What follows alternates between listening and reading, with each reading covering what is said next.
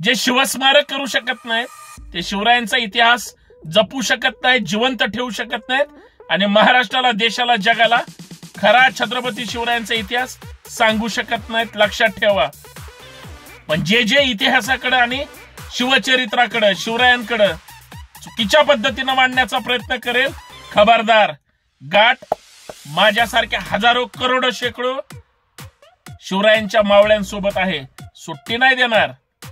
कारण शिवरायांचा इतिहासाचा जागर तुम्हाला, आम्हाला करायचा आहे. पुढच्या पिढीला शिवराय आदर्श म्हणून सांगायचे, राजकारणासाठी नाही. राजकारण करा शिवरायांच्या विचारांचं. दिल्लीवर सुद्धा भगवा फडकला पाहिजे महाराष्ट्राचा, लाचार म्हणून नाही तर राज्यकर्ते म्हणून. त्या जयदीप आपटेचं पुढे काय झालं? प्रकरण दाबून टाकलं का? छत्रपती शिवाजी महाराजांचा पुतळा पाडला गेला होता. विसरू नका महाराष्ट्रातल्या शिवप्रेमींनो. कारण यांनी पैसे खाल्ले छत्रपती शिवाजी महाराजांच्या पुतळ्याच्या कामामध्ये.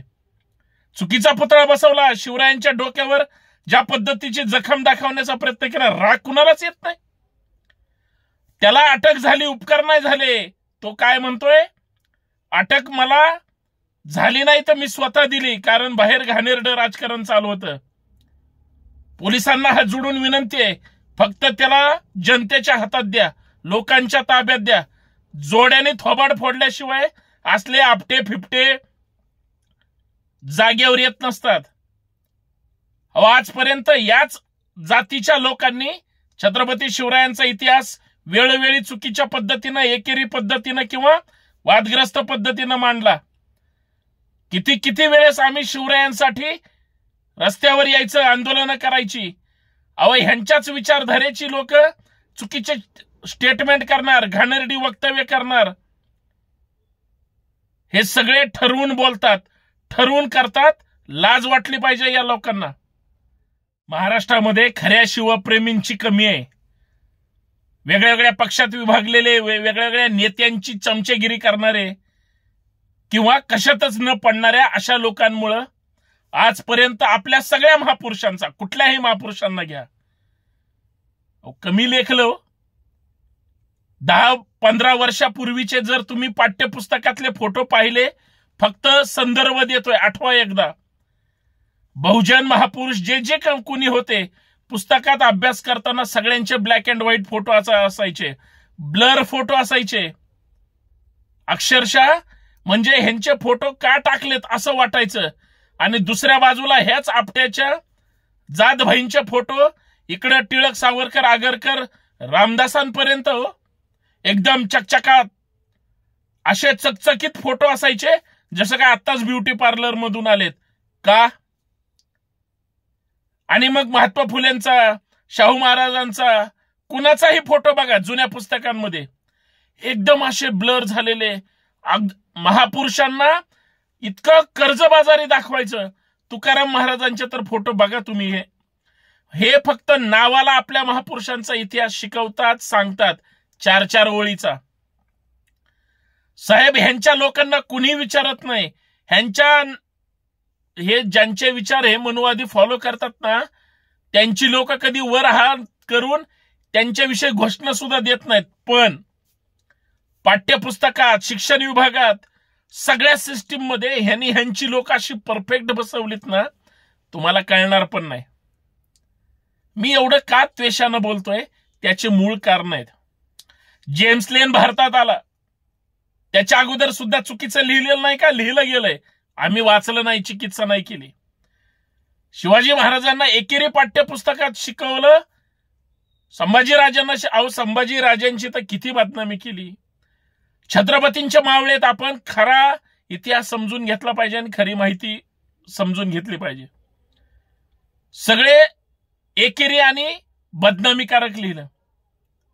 दुसऱ्या बाजूला जे याच RSSची किंवा इतर ह्यांच्या सनातन संस्थेशी संबंधित असणाऱ्या संघटनेशी जी लोक कनेक्टेड होती ना, त्यांनी शिवरायांच्या इतिहासाचं संशोधन म्हणून, छत्रपतींच्या इतिहासाचं संशोधन म्हणून याच भोरवेल्ला, मावळ, मुळशीमध्ये, रायगड, जिथं जिथं शिवरायांचा इतिहास घडला, संभाजीराजांचा घडला, तिथं आत्ताच्या काळात फिरले, संशोधनासाठी सगळे साधनं गोळा केली, गायब केली. हो नंतर पुढे काय झालं त्याचं? कुठपर्यंत?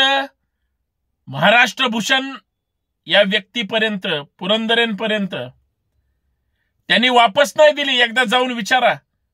मी नेहमी त्या बोरवेल्यातल्या लोकांसोबत असतो, मला सगळं माहितीये. इतिहास घडवलाय मावळ्यांनी, इतिहास लिहिला नाही. इतिहास लिहिला मनुवादी कावळ्यांनी, सोयीचा लिहिला. आमचे जे हिरो होते, आमचे जे कर्तृत्वान मावळे होते, आमचे जे 18 पगड जाती 12 बलुतेदारातले मावळे होते, त्यांचा महापराक्रमाचा इतिहास संकुचित करून टाकला. काहींची तर नोंद पण नाही. आणि जे इतिहासाशी ज्यांचा काहीच संबंध नाही ते घुसडले ह्याच लोकांनी. कारण आम्ही इतिहास घडवलाय, लिहिला नाही. आमचा प्रॉब्लेम तिथंच आहे साहेब. म्हणून आम्ही जागृत होणार आहेत की नाही. म्हणून मी सुरुवातीला म्हणलं, मालवणमध्ये जो छत्रपती शिवरायांचा पुतळा बसवला गेला, ज्या पद्धतीचं ती दुर्घटना घडली, तो आपटे पुढे काय झालं? सगळ्या शिवप्रेमींच्या वतीनं आपण मागणीच केली होती सरकारला, पत्रव्यवहार केलाय की पुतळ्याचा संपूर्ण खर्च, परत पुतळा उभा करताय ना, आपट्याकडून पैसे घ्या, वसूल करा. टेंडर झालंय ना, पीडब्ल्यूडी कडून खर्च दाखवलाय ना, आणि सगळ्यात महत्वाचं नेव्हीनं पुतळा उभारलाय. सगळ्या बाजूनं तो आपट्याला बांधून टाका, बंदिस्त करा. अहो, सगळ्या पोलिसांना, सगळ्या नेत्यांना, सगळ्यांना माहिती आहे तिकडच्या आपटेचे कनेक्शन कुणाकुणासोबत आहेत? सगळ्यांसोबत आहेत. कोकणातल्या महान नेत्यासोबत आहेत, ठाण्यातल्या नेत्यासोबत आहेत, अर्थात त्यांच्या पोरासोबत. वाचताय ते बरोबर, वाचवणारच त्याला. पण आमच्या ज्या भावना दुखावल्यात त्याचं काहीच किंमत नाही का सरकार दरबारी?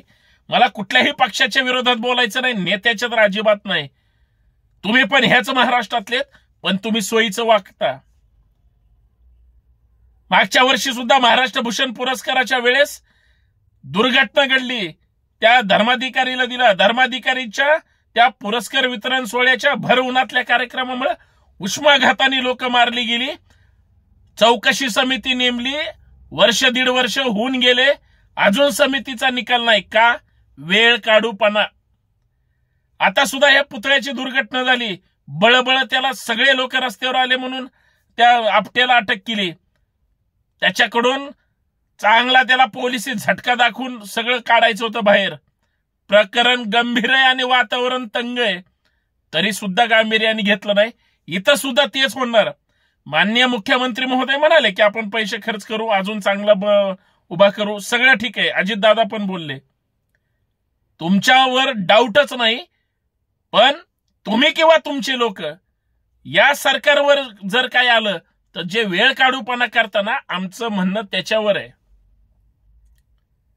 छत्रपती शिवाजी महाराजांपेक्षा कुणी मोठं नाही, तुमच्यासाठी पण नाही, आमच्यासाठी पण नाही. छत्रपती शिवाजी महाराज सर्वोच्च आहेत. पण जे छत्रपती शिवरायांना सर्वोच्च मानत नाहीत ती लोक वेळोवेळी बदनामी करतात, चुकीचं हे करतात सत्ताधाऱ्यांना. कारण सत्ताधारी हे कुठल्या विचारधारेचे आहेत माहिती आहे तुम्हाला? का राग येत नाही ह्या लोकांना आणि का हे करत नाहीत? कारवाई झाली पाहिजे. सगळा पैसा आपटेकडून वसूल केला पाहिजे. हे तितकंच खरंय जितकं पुतळा तात्काळ लवकर बसवला गेला पाहिजे. अजूनही त्याच्यावर चर्चा नाही, राजकारण करायचं नाही, परंतु शिवप्रेमींच्या भावना आहेत, पुतळा बसवला पाहिजे. सरकारची नियत असेल का? अजिबात नसेल. का? अरबी समुद्रामध्ये छत्रपती शिवरायांचं आंतरराष्ट्रीय दर्जाचं शिवस्मारक होणार होतं. माननीय प्रधानमंत्री महोदयांच्या हस्ते एकदा जलपूजन झालं, भूमिपूजन झालं. 22-23 हजार कोटी रुपये खर्च केले, दाखवले काय काय केलं. काय झालं पुढं? जे शिवस्मारक करू शकत नाहीत, ते शिवरायांचा इतिहास जपू शकत नाहीत, जिवंत ठेवू शकत नाहीत, आणि महाराष्ट्राला, देशाला, जगाला खरा छत्रपती शिवरायांचा इतिहास सांगू शकत नाहीत. लक्षात ठेवा.